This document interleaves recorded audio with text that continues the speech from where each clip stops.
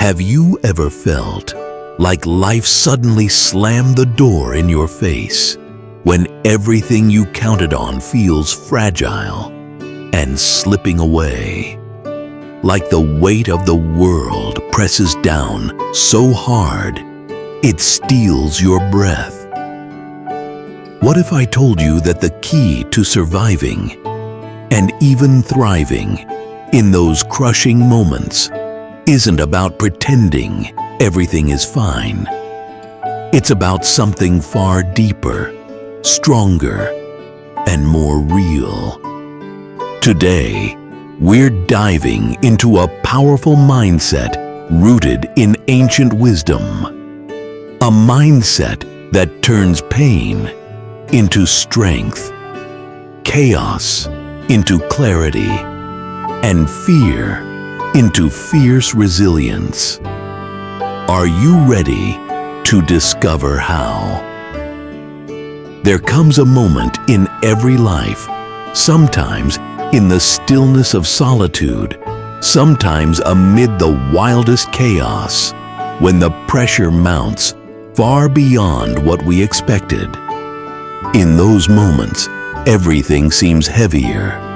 Time drags on like a thick fog, and the path ahead blurs with uncertainty. Positivity feels like a distant dream, a luxury reserved for others whose lives don't feel like they're unraveling at the seams. But here's a question. What if positivity isn't just a fleeting emotion you stumble upon when things are easy?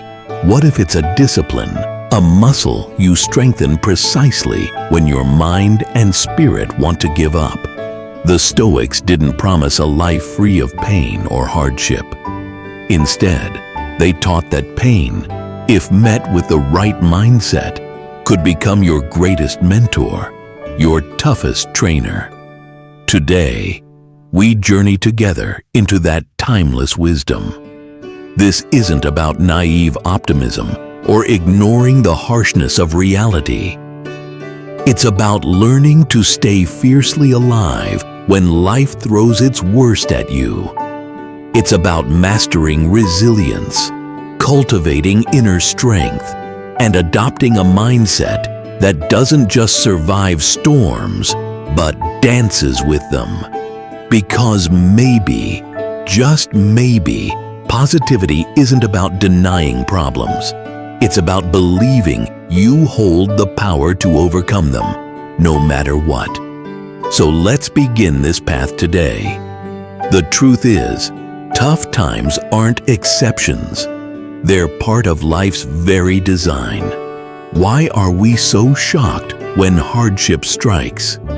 Deep down, many of us hope for a version of life where nothing breaks, where everything we love lasts forever, and every plan unfolds perfectly.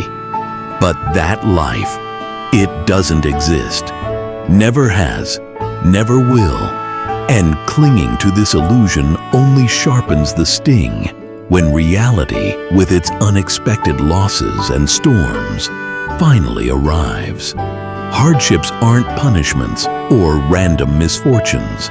They are the raw material from which character, wisdom, and greatness are forged. Every person you admire, every legacy worth remembering, was built not despite adversity, but because of it. This isn't a cruel test. It's preparation, a forging fire. Life isn't out to break you. It's trying to build you, if you allow it. As Seneca, the great Stoic philosopher, said, "Difficulties strengthen the mind as labor does the body." Pain, stress, and adversity are like weights in the gym of your soul. Strength doesn't come from avoiding resistance. It comes from facing it head-on, breathing through the struggle, and enduring with courage. Just as muscles grow stronger under strain, the mind sharpens and deepens when tested by life's challenges. Centuries later, Jim Rohn captured this truth in modern words. Don't wish it were easier. Wish you were better. This idea might feel harsh, even unsettling, because it confronts our natural desire for comfort and ease. Yet it's also profoundly freeing. Because when you stop hoping for a smoother ride and start focusing on becoming stronger, you reclaim your power. You shift from being a victim of circumstance to becoming the author of your own story. So as we step into this mindset together, remember, you have the strength to rise, to grow, and to thrive, no matter what life throws your way. Every hardship you face is an invitation to sharpen something within you that would otherwise remain dull. Patience, perseverance, humility, courage, none of these virtues grow in comfort. They are forged in the fire of adversity. And if you truly accept this, not just on the surface, but deep within your heart, you will discover that even the toughest seasons carry hidden gifts. Think about it. The people who inspire you the most are not those who lived easy lives. They are the ones who endured, transformed their suffering into wisdom, and chose to keep moving forward when every part of them wanted to stop. Whether you realize it or not, you have that same strength inside you right now. Not someday when things get easier, but right now in the midst of whatever storm you are facing. So the next time life feels heavy, and it will, rather than asking, "Why is this happening to me?" try asking, "What is this trying to build within me?" Don't just wish the storm away.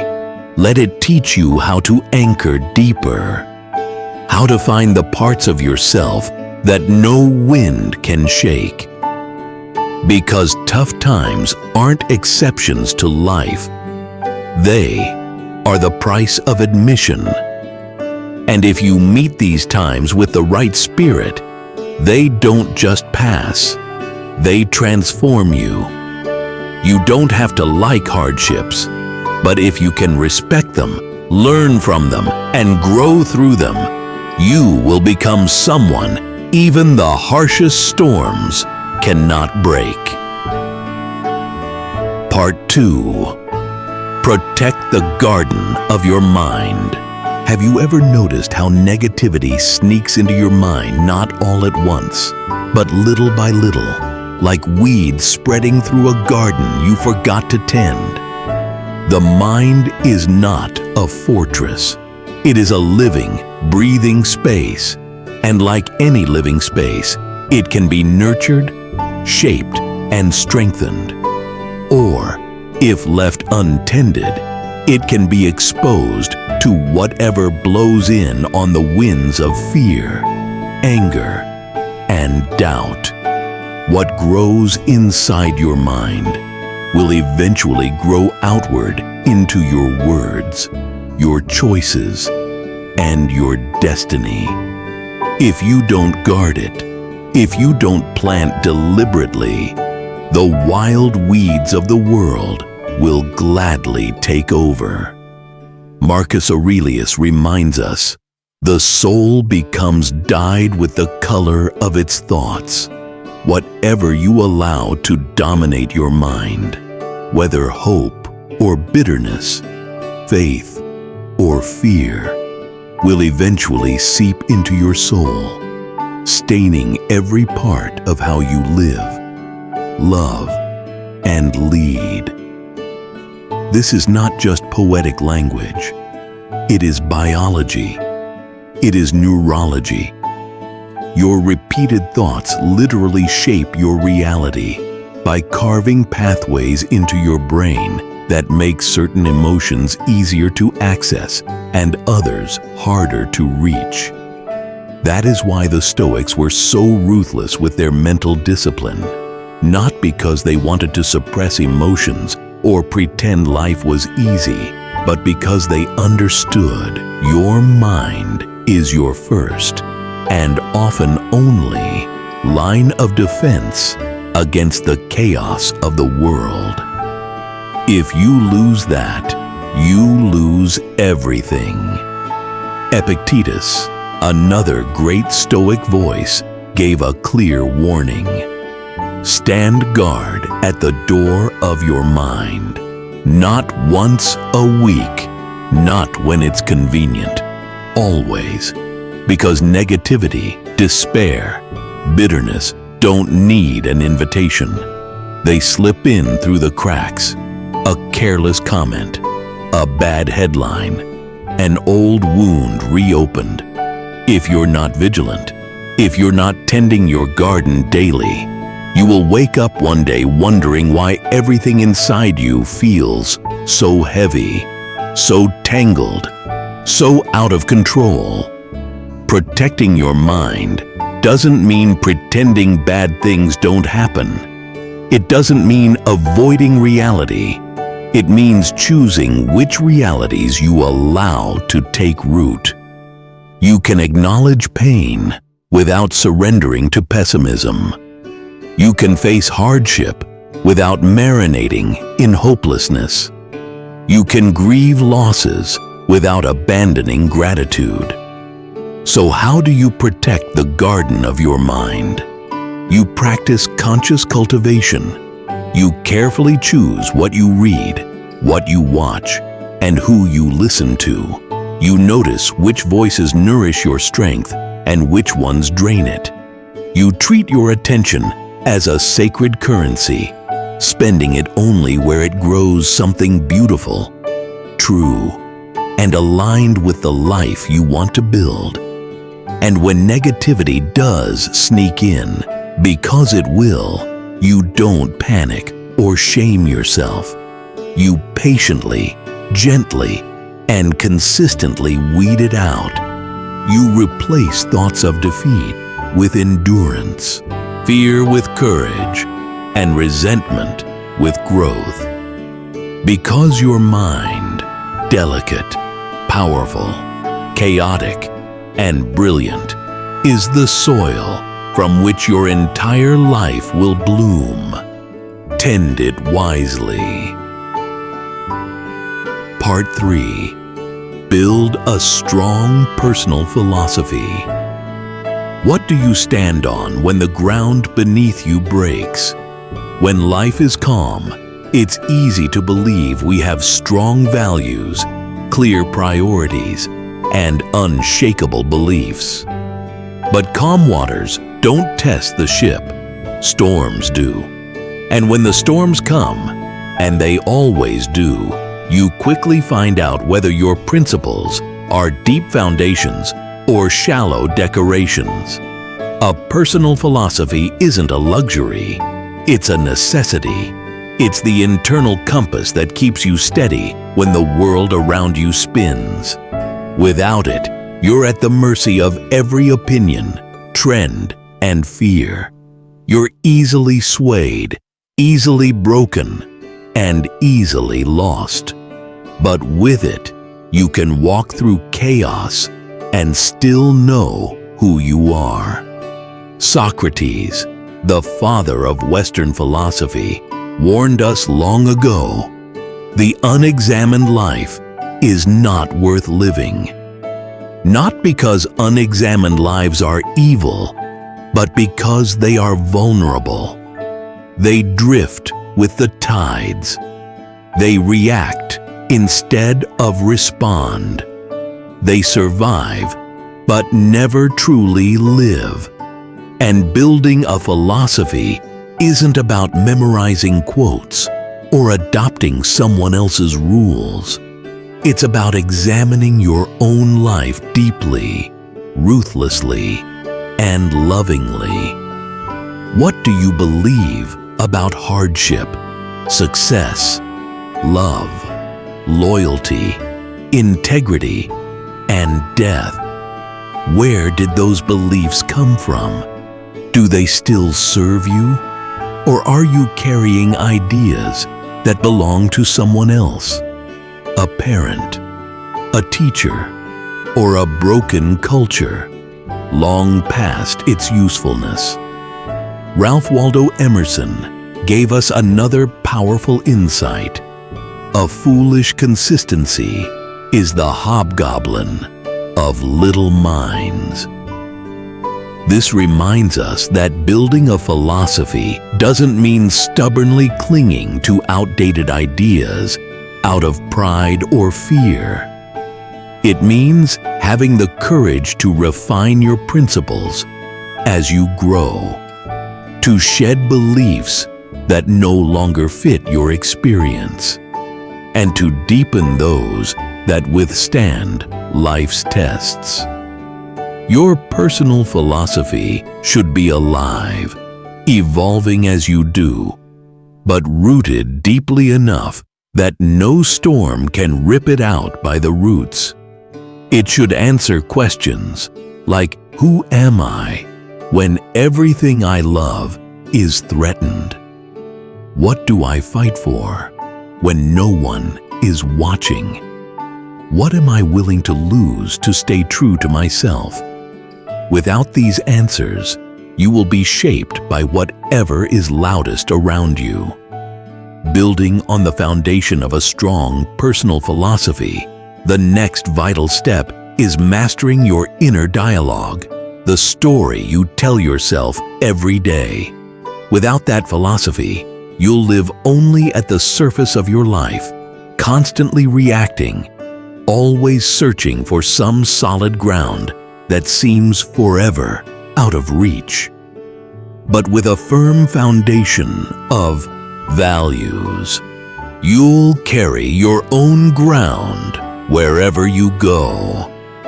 You can move through victories without arrogance, through losses without collapse, and through uncertainty without fear.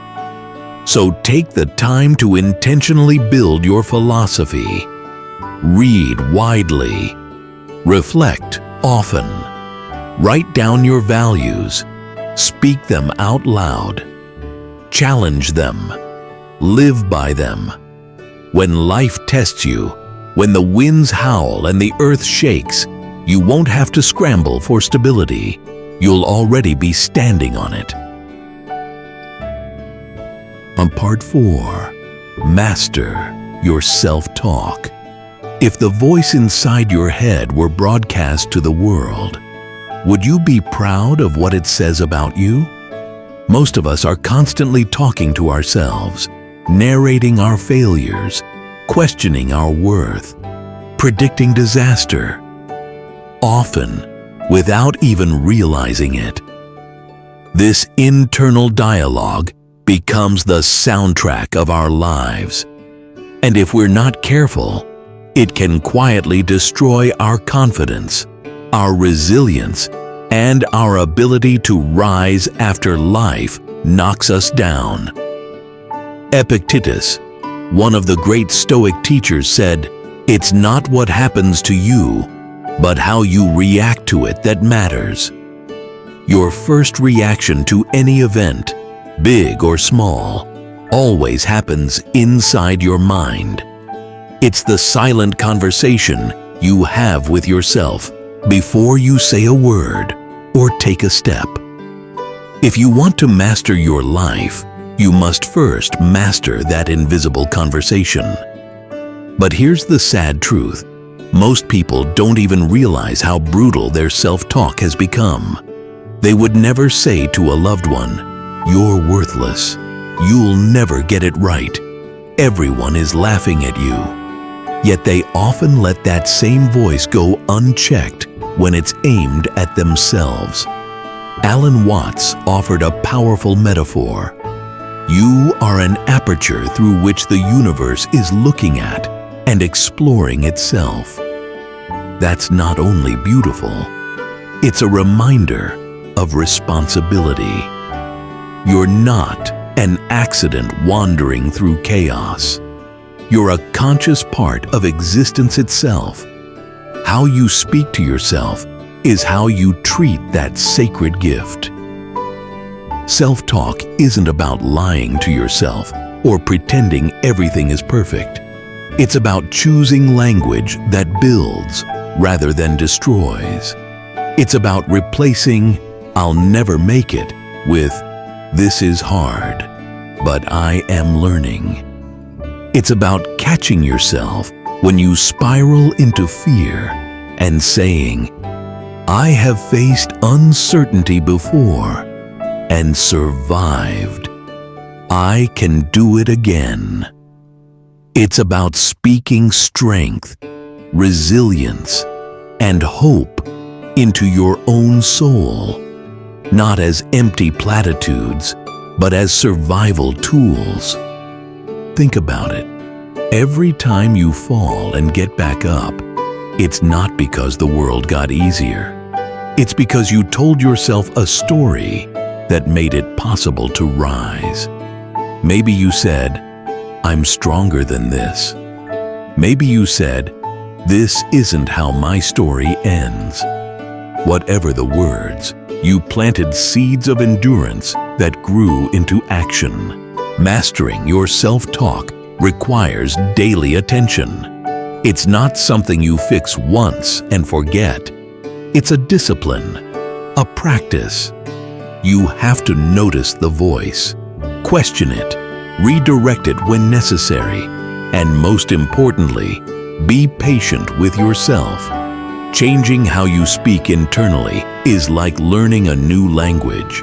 It takes time, compassion, and repetition, and the reward is priceless.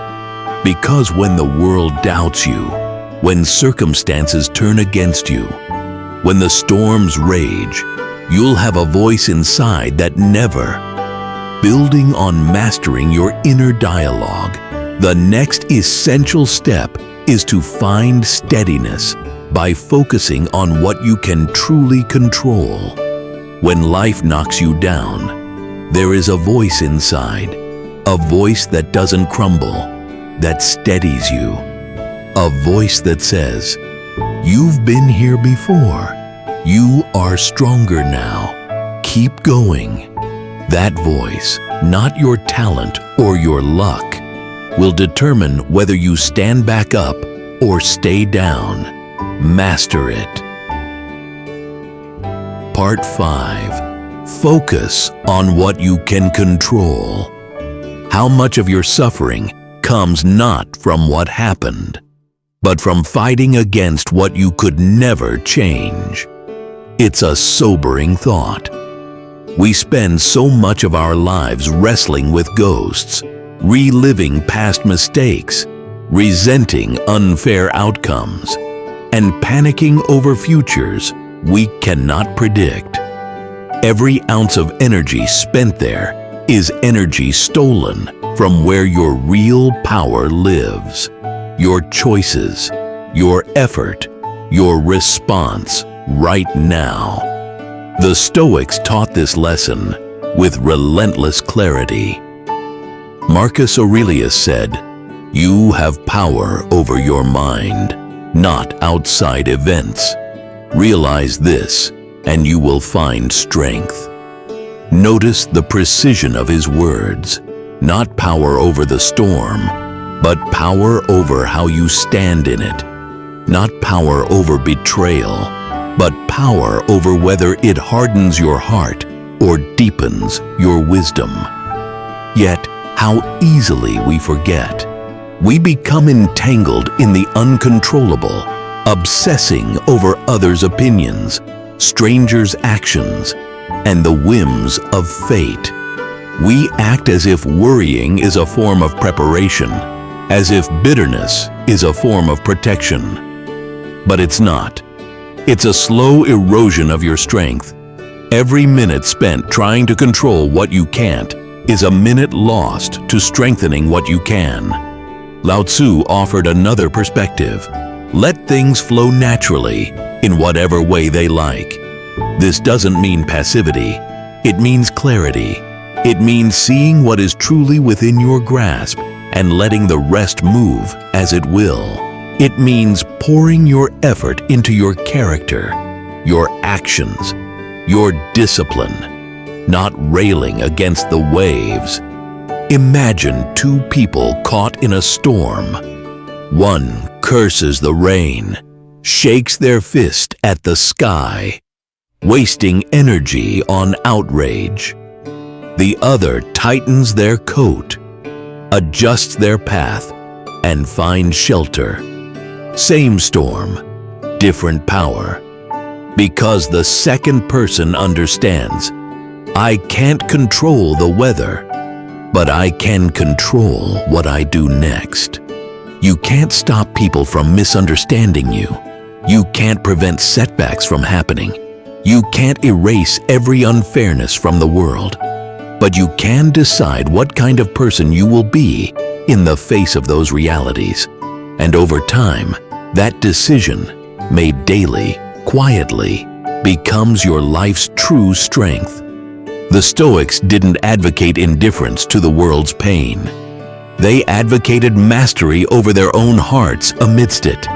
They didn't close their eyes to suffering. They simply refused to let suffering make them lose themselves. So ask yourself right now, what am I carrying that isn't mine to carry? Where am I pouring energy into what I cannot change and starving what I can? Focus is an act of liberation. When you narrow your gaze to what is truly yours, your attitude, your choices, your effort, you reclaim energy you didn't even realize you were wasting. You become lighter, stronger, sharper. You stop being a victim of circumstance and start becoming a force within it. You may not control the waves, but you can master the ship. Building on the practice of focusing on what you can control, the next vital step is to choose your companions wisely, as they form the quiet foundation behind all other disciplines in life. We often talk about discipline in work, health, and finances, but rarely about the discipline of choosing who we surround ourselves with. This is the silent foundation behind everything else. No matter how strong you are, the people you consistently spend time with will either sharpen you or slowly dull you. They will either lift your vision higher or weigh it down until you forget you ever had one. Jim Rohn summed it up simply: you are the average of the 5 people you spend the most time with. Not because you consciously imitate them, but because human beings are wired for emotional absorption. Without realizing it, you pick up their habits, standards, language, and energy. Spend your days around cynicism, gossip, and complaint, and watch your own hope shrink. Spend your days around discipline, ambition, and resilience, and watch your own fire quietly grow. Nature pointed even deeper, saying, "Invisible threads are the strongest ties." We often think we choose who influences us, but most real influence happens beneath the surface. In small ways, we adapt to fit the environments we inhabit. We mirror without thinking. We soften or harden ourselves without noticing. We inherit attitudes, beliefs, and fears, not through lectures, but through proximity. This is why the Stoics urged extreme vigilance over the company you keep, not out of arrogance or elitism, but from understanding that the human soul is permeable, shaped at its core by what we allow close to us. Choosing your associations wisely doesn't mean cutting out everyone who struggles or suffers. It means discerning who wants to grow and who has settled into stagnation. It means recognizing when a relationship nurtures your highest self and when it chains you to your lowest. It means loving people, yes, but also loving yourself enough to guard your space. Think of your mind and heart as a garden. You can plant the most beautiful seeds: discipline, positivity, resilience. But if you let others trample through without care, those seeds won't survive. Some people water your growth. Others, without malice or awareness, trample it down. So take inventory. Ask yourself, who in my life pushes me to be better, not through criticism, but through their example? Who drains my energy, dims my spirit, clouds my vision? Where do I feel expanded, and where do I feel diminished? Then have the courage to adjust. Sometimes that means creating distance. Sometimes it means strengthening the ties that uplift you. Sometimes it means walking alone for a while until you find your true tribe. Remember, loyalty to others should never require betrayal of yourself. True connection inspires growth. It challenges you to rise, not shrink. It calls out the highest in you, not the most comfortable. You become like those you stay close to. Choose wisely, because in choosing them, you are piece by piece choosing the future version of yourself. Building on strengthening your daily disciplines, the next step is understanding that true strength comes from the choices you repeatedly make every single day.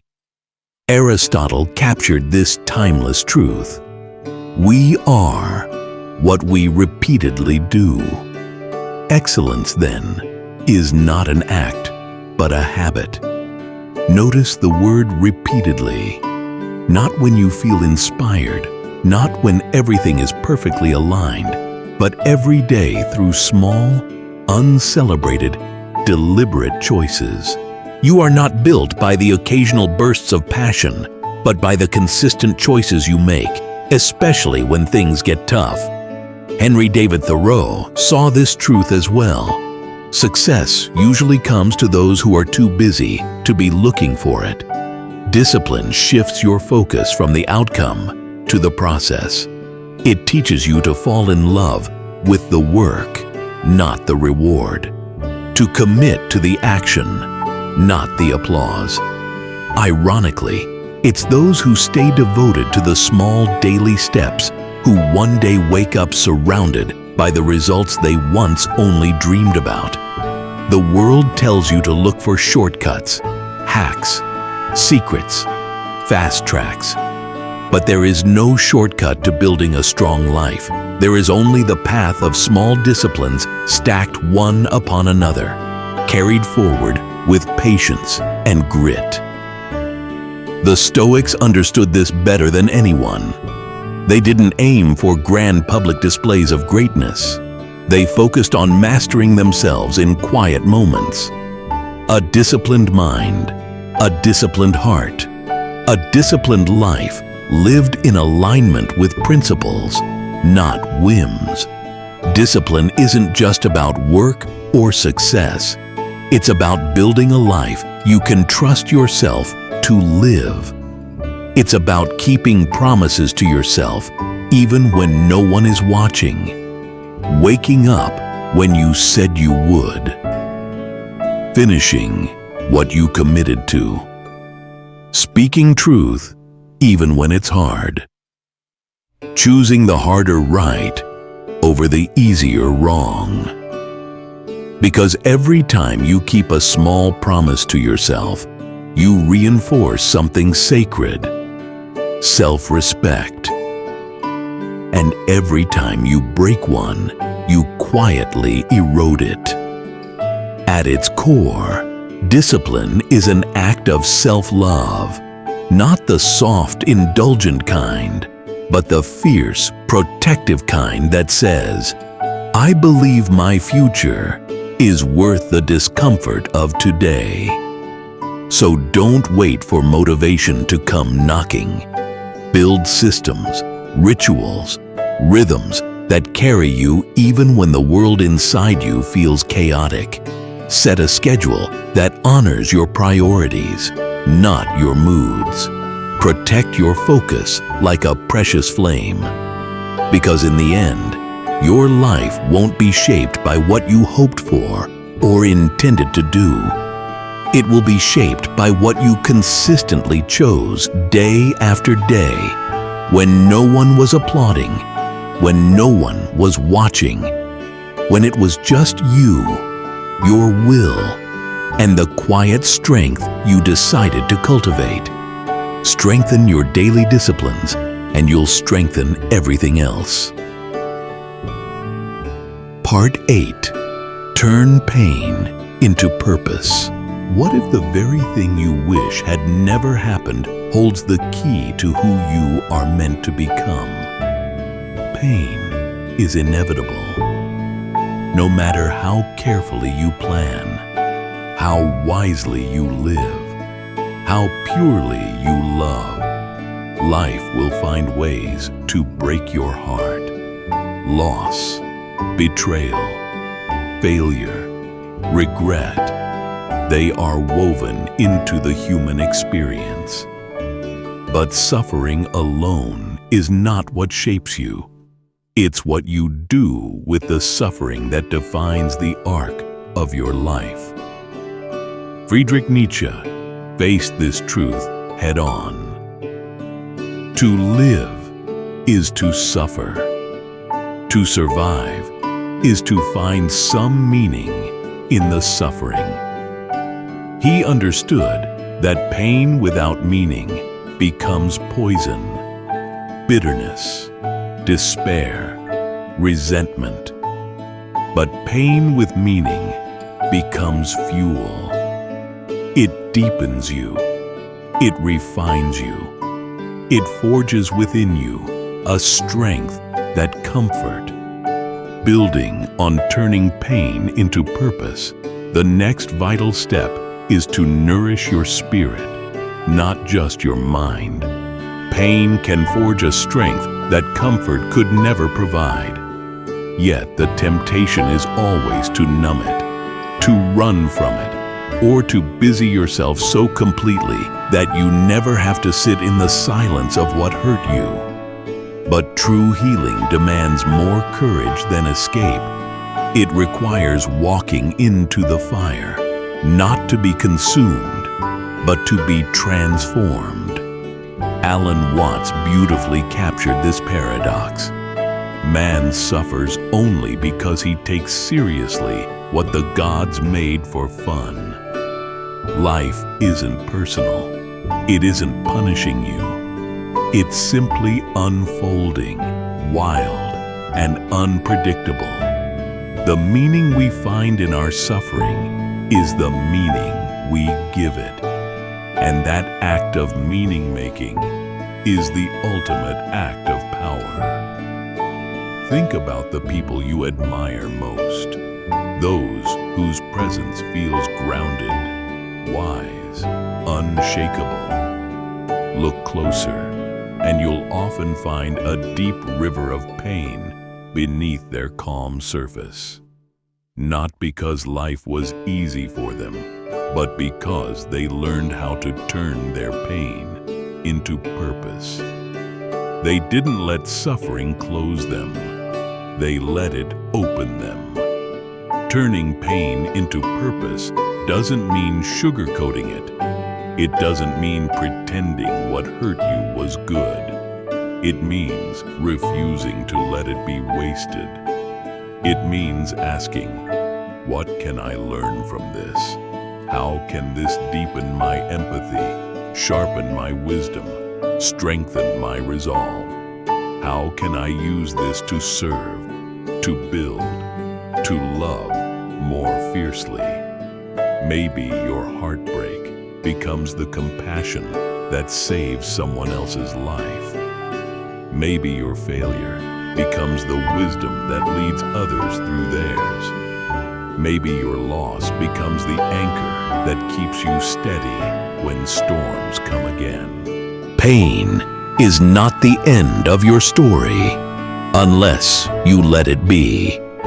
It can be a chapter of despair or the beginning of a new narrative, one that is richer, deeper, more meaningful because of what you endured. You didn't choose every wound, but you do choose what kind of scar it leaves behind.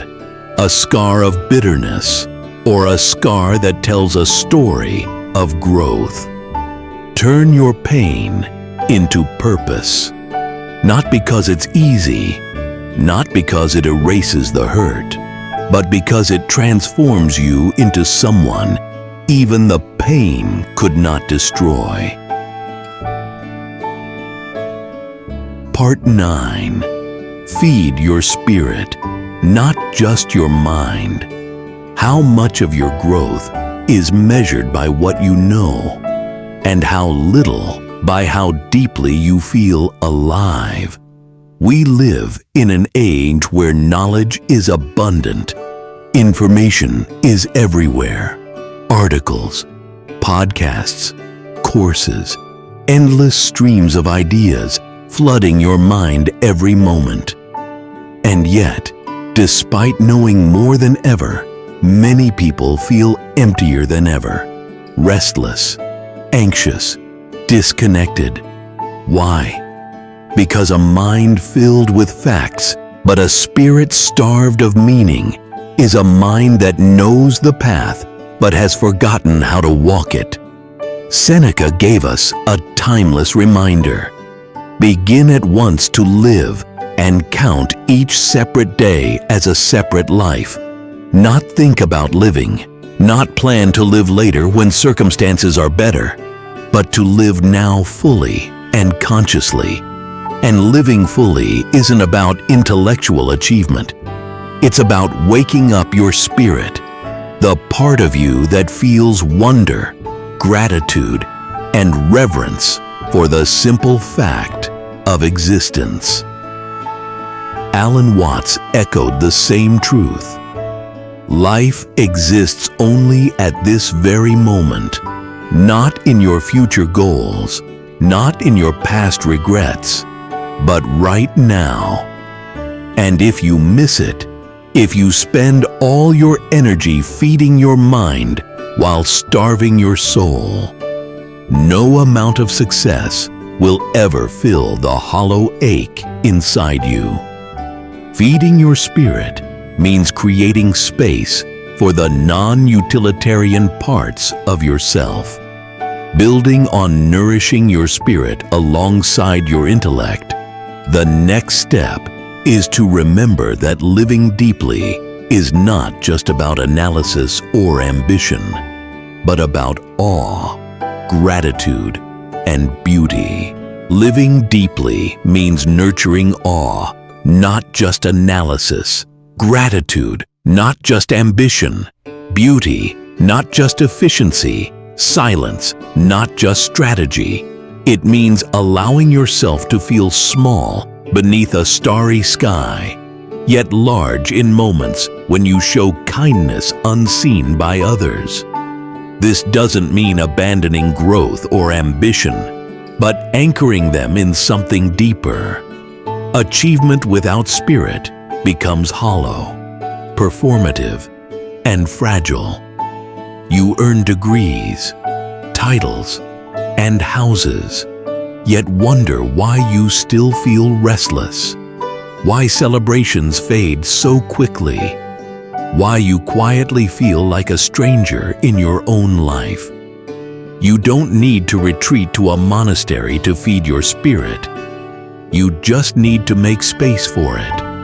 A few minutes of true stillness, a genuine conversation that touches something real, a walk where you notice the light on the leaves the breath in your chest, the life moving around you in quiet orchestration. Ask yourself, when was the last time I did something, not because it was productive, but because it made me feel alive? When was the last time I paused, not to analyze, but to appreciate? Knowledge sharpens your mind, but meaning fortifies your heart. And when life's storms come, as they always do, it's not the facts you memorize that hold you together, but the spirit you nurtured, the quiet knowing that even amid pain, uncertainty, and loss, life remains astonishingly, achingly beautiful. So feed your mind, yes, but feed your spirit even more. Because in the end, it's not what you knew that matters most. It's how deeply you lived. Part 10. Keep one eye on the horizon. It's so easy to get lost in the storms of the moment, to believe that today's pain, confusion, or chaos is all there will ever be. When we're hurting, time seems to slow. Every setback feels permanent. Every difficulty feels endless. It's hard to imagine a future when you're drowning in the present. But this is where true, lived wisdom demands that we lift our eyes, that we remember no storm lasts forever. No wound defines the whole story. No failure has the final word unless you let it. Marcus Aurelius reminds us with piercing clarity, don't waste what remains of your life speculating about others. Don't focus on gossip, noise, or endless distractions about who did what, who failed where, who said what about you. Lift your vision higher. Keep one eye always on the greater journey you are building. When life closes in, when the day feels heavy and full of unanswered questions, it's tempting to fixate only on survival. But survival is not enough. You are here to build something, to create a story that, when looked back upon, will make you proud you kept going when you had every reason to quit. Socrates gave us a vital compass. Strong minds discuss ideas. Average minds discuss events. Weak minds discuss people. When you keep your mind filled with vision, principles, and dreams larger than your circumstances, you become bigger than the setbacks that try to shrink you. Think of it like sailing. When the waves are rough and the wind is wild, the sailor doesn't focus on each crashing wave. They keep their gaze fixed on the stars. They adjust their sails. They adapt their course. But their ultimate orientation remains unchanged. That's what your horizon is. The distant point that reminds you who you are, why you began, and where you are heading. Even when the world around you seems determined to make you forget. Building on the idea of keeping your gaze fixed on the horizon, let's explore what that truly means amidst life's hardships. Keeping one eye on the horizon doesn't mean ignoring your pain. It means refusing to drown in it. It means allowing today's hardship to be just a page in your story, not the entire book. It means trusting that beyond what you can see now, there are new chapters waiting. Chapters that require the strength you are building right now through every moment of perseverance. You don't have to have all the answers today. You don't need to see the entire map. All you need is to take the next step with one eye on the work of today and one eye on the vision that carries you forward. After all, no storm is stronger than a mind anchored in purpose. No setback is final to a soul that remembers its destination. So breathe, adjust your sails, endure the winds, and above all, never forget the horizon is still there. Even when it's not yet clear, there are seasons in life when darkness feels nearer than light. When the weight of uncertainty, loss, or failure seems almost too much to bear. And it's in those seasons, not the easy ones, that your true foundation is revealed. Staying positive when life gets tough isn't about pretending everything is fine. It's about holding on to something deeper than circumstances, a set of principles, a way of seeing, a quiet, unbreakable strength that does not depend on what the world throws at you. It's about remembering that tough times are part of the deal, that your mind is a garden worth protecting, that your philosophy, your self-talk, your focus, and your associations, these are not luxuries. They are your lifelines. It's about building daily disciplines when motivation fades, turning your pain into a purpose that outlives the pain itself. It's about feeding the part of you that isn't just surviving, but still dares to believe in beauty, gratitude, and hope. And it's about never losing sight of the horizon, even when the skies are gray. Stoicism doesn't promise a life free of hardship. It promises a life where hardship doesn't have the final word, where even in the face of adversity, you can say, I chose how to meet this moment. I chose strength over despair. I chose to live by my values, not my fears. And maybe that's the real definition of positivity.